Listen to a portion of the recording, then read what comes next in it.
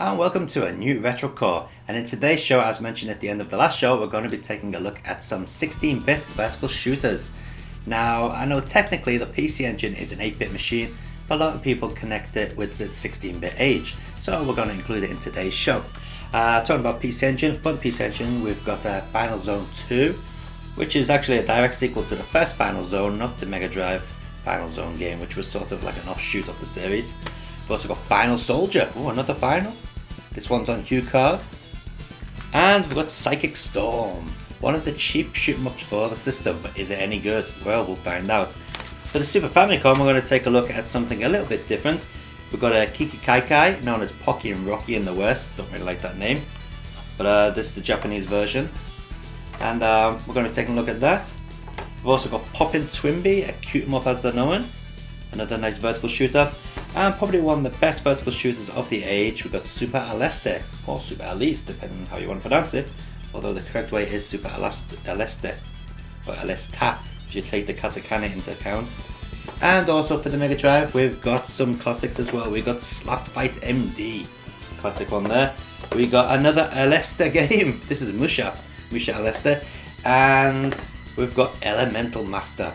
Now, I know there are hundreds and hundreds of vertical shoot-em-ups on the 16-bit systems, and I do own quite a few of them, but time is short and we can only fit in so many on today's show, so why squeeze them all in when we can sort of spread them out over a few different shows in the future.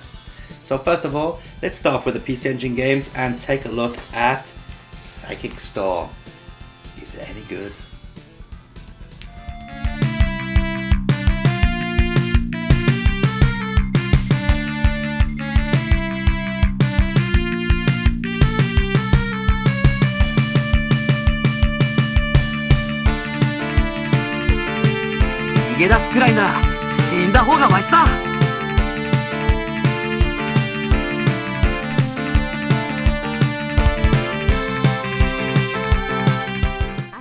Straight away you can see that the introduction to this game is pretty good and really does make good use of the PC Engine's color palette. But how is the actual game? Well, first of all you have to select which pilot you want to play as. Don't worry though, if you pick the wrong pilot you can choose a new pilot at the beginning of the next stage. Quite a nice feature that one is. Now, one unique format about this game is the ability to change into different creatures. As you can see, this pilot turns into a butterfly, or is that a moth? Probably a butterfly. Now when you've changed into the creature, you have to collect the triangle icons which are hidden inside these orbs. You get the orbs by destroying enemies. The more orbs you collect, the longer you can stay as the creature, as indicated by the blue energy bar at the bottom of the screen. Failing to collect enough orbs will send you back to the standard ship.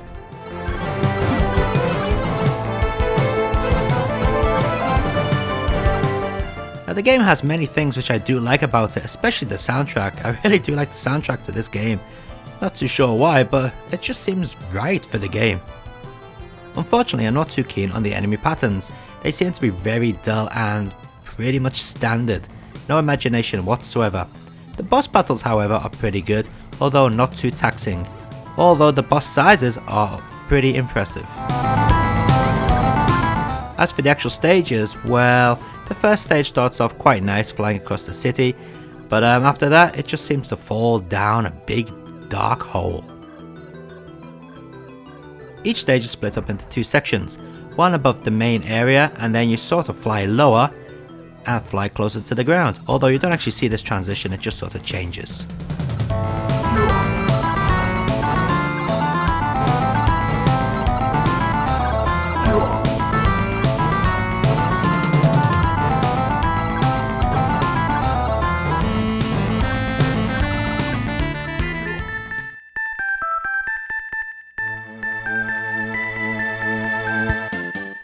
I absolutely loved this game when it first came out, and I still think it's amazing even now. This is Kikikaikai by Natsume. The original Kiki series was released by Taito. Now, a lot of the Super Famicom Taito games were actually ported by Natsume, and they did an amazing job really harnessing the power of the Super Famicom, or Super Nintendo. This game did actually get a release in the West under the name of Pocky and Rocky, although I think it was only a US release. I'm pretty sure it didn't get a PAL release.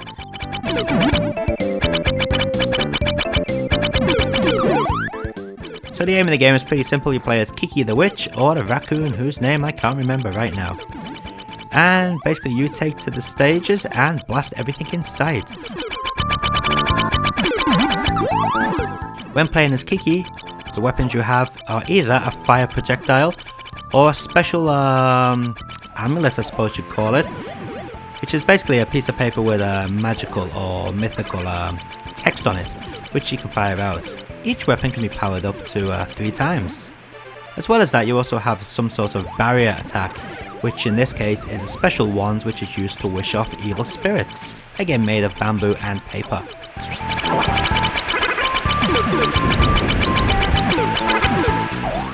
As you can see, the graphics in the game are really nice. I really do like the style of it. In fact, I think the graphics in this game are a lot more detailed than the second game, although the second game does seem to be a lot bigger in graphical style. In between the stages you get little cutscenes to explain the story of the game. This Senbei guy, I think he's Senbei, it's a Japanese cookie, explains how he was having a little party with his ghost friends and some evil bugger came along and turned him into a bad guy. Yeah, pretty typical stuff for the Japanese game.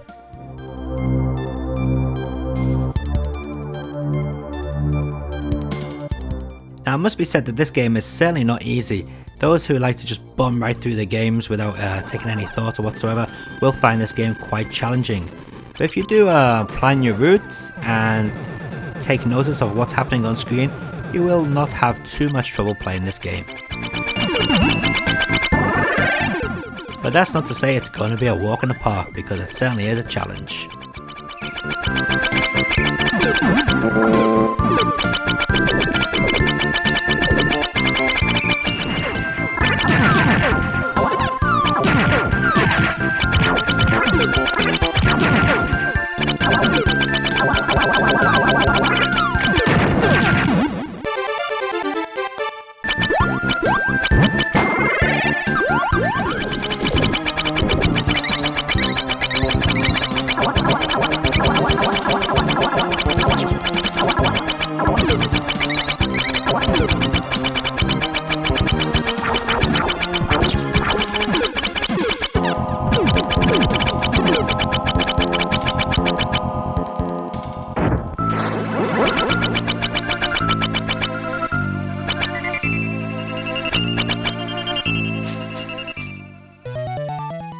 Now Slap Fight on the Mega Drive actually has 2 versions of the game on 1 cartridge. The main game, as you can see here, or maybe this is not the main game, but it's the first game which the cartridge boots up to, is their conversion of the original arcade machine, which is by Toaplan, although I'm pretty sure Taito released it in the West. As conversions go, this sounds like the arcade. It's very faithful to the original arcade sound. Graphically, it looks like the original arcade, although the colours on this Mega Drive version are a lot more grainier. Tengen, who did the conversion, don't seem to have done quite well on porting over the graphics, but as I said, it looks pretty much like the arcade apart from the colours. Now this game is extremely difficult and definitely one not for the novice gamer. As you can see to the right of the screen, we got various power-ups. Now you can actually choose to keep the voices off like the original arcade, or have the voices switched on. Now if you switch the voices on, you can choose between A and B modes. A mode speaks the voice of the weapon when you actually press the power up button, whereas B mode will speak the voice of the weapon that's highlighted. I personally like B mode the most, because then I don't have to keep looking to see which weapon is highlighted, because I can hear the voice speak it. Anyway, here we go with Slap Fight MD, also on the same cartridge. Now this is meant to be an enhanced version of the original arcade, but to be honest, I think it's a completely different game. Certainly doesn't look anything like the arcade, and graphically it doesn't really look that much more impressive either. But it is a very, very good game, and the music is amazing. It's by Yuzo Koshiro, no less. Yes, the guy behind Streets of Rage or Bare Knuckle, ActRaiser, Super Adventure Island, Super Shinobi, and so many more. Just check it out, it sounds like Gradius or something.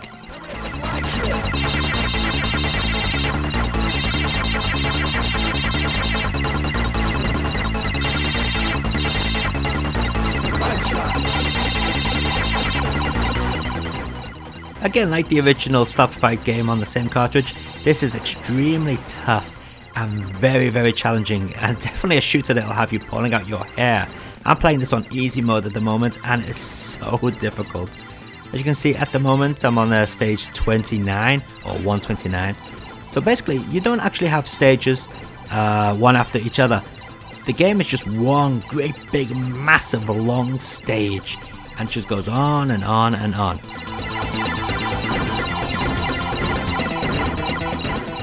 When you die, you do get sent back maybe 2 screens or so, which is not too bad as long as you get a few power-ups to help you progress a little bit further.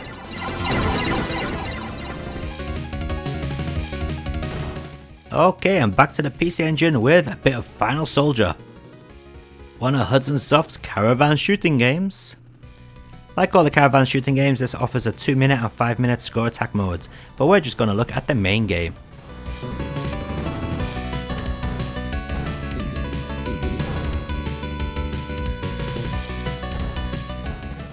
Now the powered up system in this game is a little bit different than your average shooter. Basically, before the game starts, you get to set up what type of weapon you'd like for each format of weapon. So for example, for the laser you can have bubbles or standard laser, or for the Vulcan you can have various different weapon patterns and so on. I quite like this feature because it gives a lot of options to the powered up system.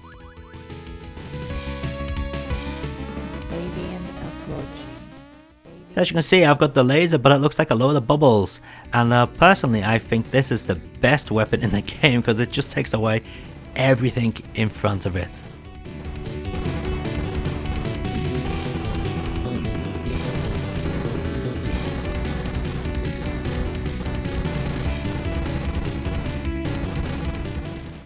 Now a lot of PC Engine games don't really have great audio, although there are some games with fantastic audio, and this is one of them. It certainly sounds a hell of a lot better than most PC Engine games out there. Very well done job. In fact, I go as far as putting this on my MP3 player, listening to it in the car as I drive down the road.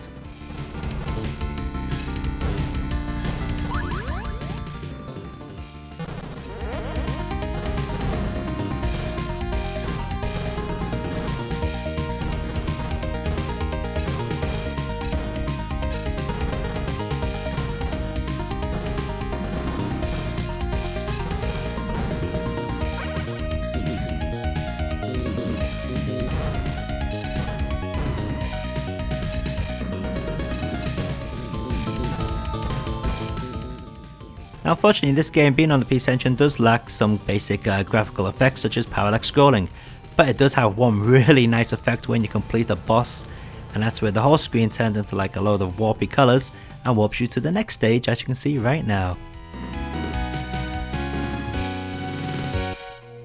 Telnet Japan, always out to disappoint, aren't you?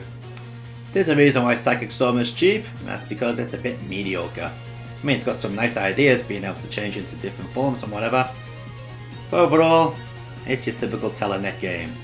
Got its fans, but it's not that good. But saying that, on the PC Engine we also took a look at Final Soldier. Now Final Soldier may not be the best in the series, according to some fans, but personally I think it is really good and definitely worth picking up. Great soundtrack as well, especially for the PC Engine.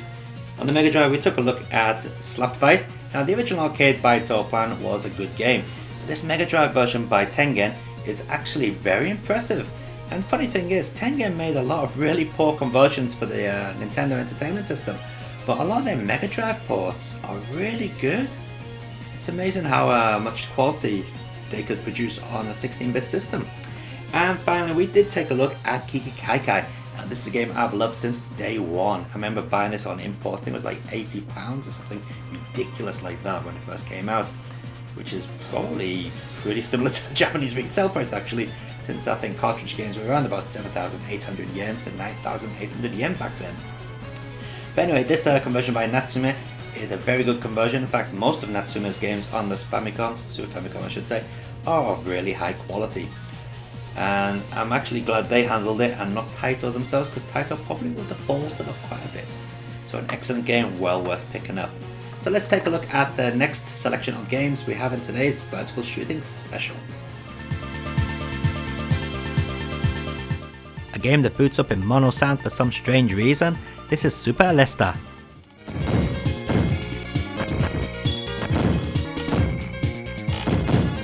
Now this is not the first game in the series. This series has been around for many years in Japan, starting off life on the old Japanese PC computers. In fact, there's a couple of Master System games as well which go under the name of Power Strike in the West. Yeah, they're the same game as this. Anyway, this Super Famicom game, as you can see, was released in the early days of the system. And considering that, it is a technical masterpiece. There's so much going on at screen at times with no hint of slowdown whatsoever. Now this is about the time when Konami were releasing games like Gradius 3, which were plagued with slowdown. In fact, most action-packed games on the Super Famicom during this time were awful for slowdown, but this game wasn't. It showed that the machine could do a lot of action without suffering slowdown. Unfortunately, Compile don't exist as they did back in the day, which is a great shame because that company had a lot of talent. They were also responsible for Puyo Puyo, believe it or not, which now belongs to Sega, and they sort of ruined it with their own crappy designs. Anyway, never mind, back to the game. Now this game was released in the West under the name of Space Megaforce. Now the Western version does have improved speech. The speech on this Japanese version is quite muffled. But I have a soft spot for the speech on this game because this is the game I originally played. Now the Western version is missing 2 music tracks, and I'm pretty sure it's also missing a couple of stage options as well. This Japanese version has a lot of different game modes, which I'm pretty sure are not in the Western release. Also, the Western version is missing parts of the introduction and the ending. Gameplay goes, you can collect various powered-ups, weapons I think range from numbers 1 to 6 maybe, or 1 to 7. And each weapon has its own weaknesses and strengths. Personally, I like the laser weapon, as in most shoot 'em ups. You can select between standard blaster or homing blaster as well, which is very handy. As you can see here, I've got weapon number 7, which basically sticks a load of pods around your ship and blasts on anything. So Musha Aleste is definitely a great game in the series and a must buy for your Super Famicom. And staying with the Compile games and the Aleste series, this is Musha Aleste for the Sega Mega Drive. Now, unlike the Super Famicom game, this one is not sci-fi based, this is more based on Japanese history. A bit like the Mega CD Aleste game as well. Now straight away onto stage 1, you are thrown right in at the deep end. You got enemies coming at you from all over the place, and that's one thing I really like about this game. It doesn't give you a chance to relax. It's basically barrage after barrage of enemies. It really keeps you on your toes.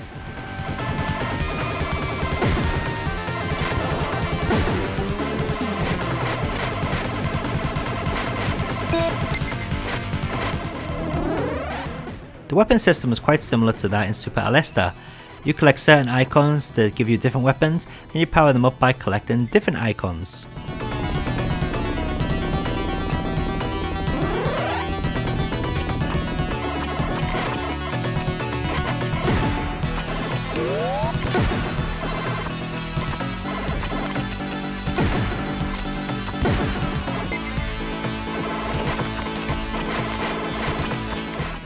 Just like the Super Famicom game, the stages in this game are extremely long. I think the first stage, for example, takes around about 4 minutes to complete. Now for the vertical shooter, that is a long time, and it might put some people off, but believe me, stick with it. If you're in the right mood, this is one hell of a great shooter. It's certainly up there with the best of them on the Sega Mega Drive. Graphically, it doesn't have any super special effects in it, but it does make great use of parallax scrolling. As you can see, this stage must have at least 7 or 8 layers of parallax scrolling, maybe more.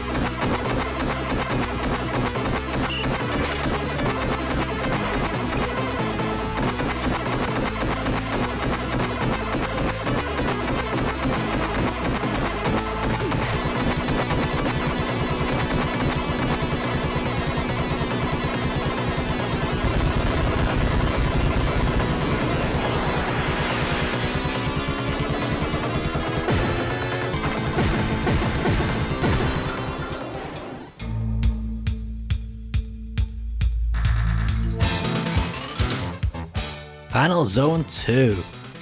As mentioned before, this is not a sequel to the Mega Drive version, but a sequel to the original Final Zone.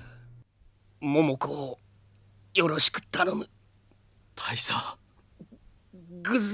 considering this is one of the earlier PC Engine titles, the introduction scenes are not that good, but then again it is by Telenet Japan.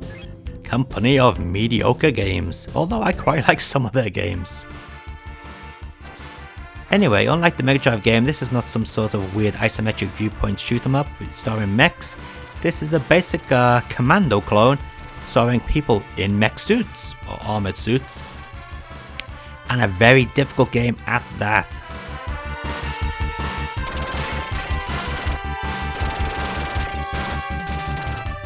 You have two weapons at your disposal. The normal fire, which as you can see I'm using quite a lot here, and some sort of bazooka, although the bazookas are limited in quantity. So the idea of success in this game is basically position yourself in the right place and just let rip with your machine gun. Between stages you can choose different characters which help progress the story of the game, but to be honest they're not really that varied. All of them have the same main machine gun type weapon and only replacing the bazooka with a laser in this case. As games go, this is very tough and certainly one I cannot complete, although people who like this sort of game may find it quite interesting.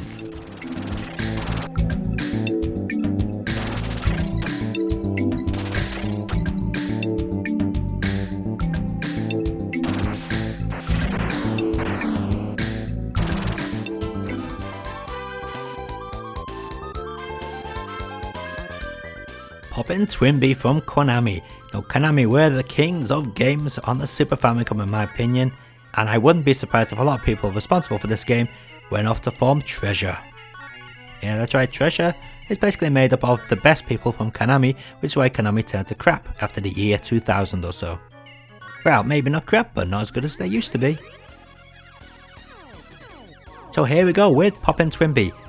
Now as you can see straight away, one of the gimmicks of this game is to shoot bells to collect your power-ups.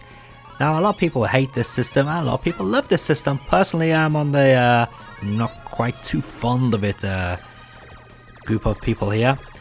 The reason being you have to remember which colour gives you which power-up, and at the heat of the moment that can be extremely annoying, especially when you're trying to take out enemies and you accidentally shoot your bell and it changes colour by mistake. There's nothing worse than that. But by saying that, it does offer a new twist to the game. As you can see graphically, this game is extremely cute. The use of colours is very well done. But don't let that fool you into thinking this game is really easy, because it certainly is not. As with many shoot 'em ups of the mid-90s, you can make a difficult game without filling the screen full of bullets. The enemy patterns are very well thought out, and the way enemies attack is also extremely well done.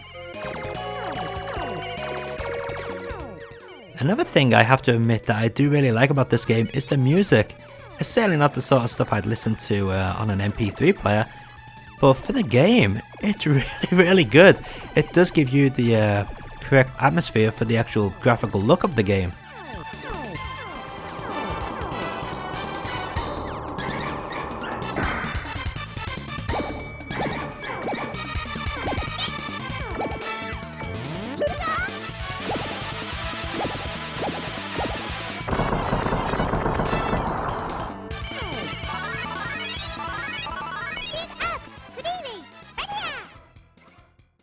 Another little nice feature I really do like about the Twinbee series, especially this one, is in between levels you get these little cutscenes.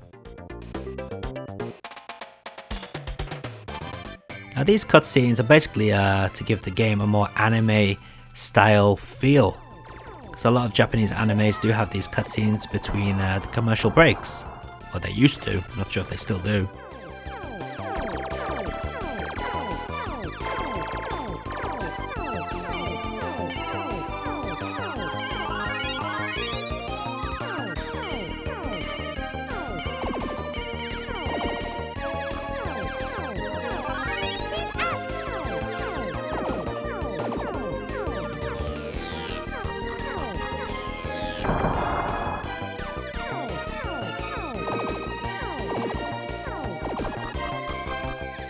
So if you're after something a little bit different for your Super Famicom and a challenging shoot 'em up, I cannot recommend Pocky and Twinbee enough. It is definitely a good game. You should give it a try.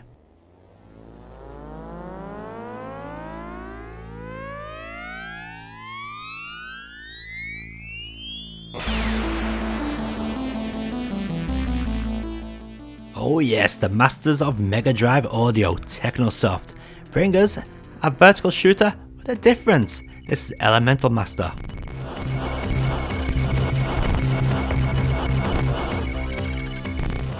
Now a lot of people don't really like this game because they say, oh, the controls are awkward, I can't understand why I gotta shoot backwards. Man, are you people sad or what? The controls are actually very simple to use. Basically, your A button shoots forward and your B button shoots backwards. There's no rocket science in that, it's quite simple to understand.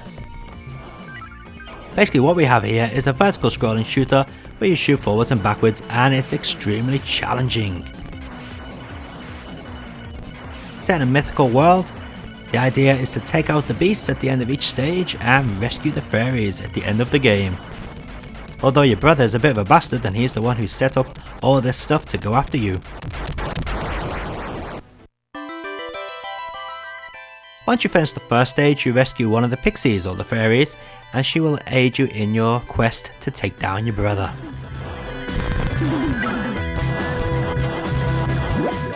After completing each stage, you pick up a new powered up weapon, which will assist you in the game and make the game a lot easier.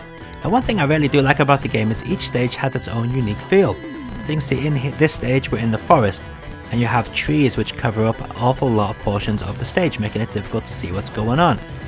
The stage before this was in the Rocky Mountains, where you have big boulders thrown down at you, and here we have the fire stage, which makes a lot of the area uninhabitable, so you have to sort of escape by walking around it.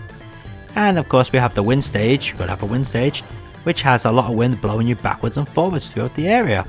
So there's a lot of lovely little touches such as these which make the game very unique.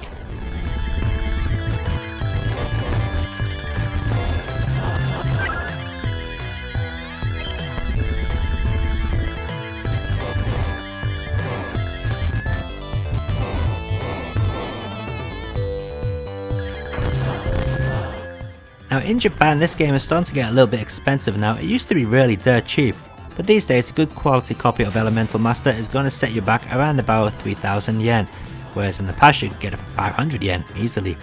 I'm not too sure about the American release, although I can imagine it being pretty cheap, since this type of game is not really that popular in the West.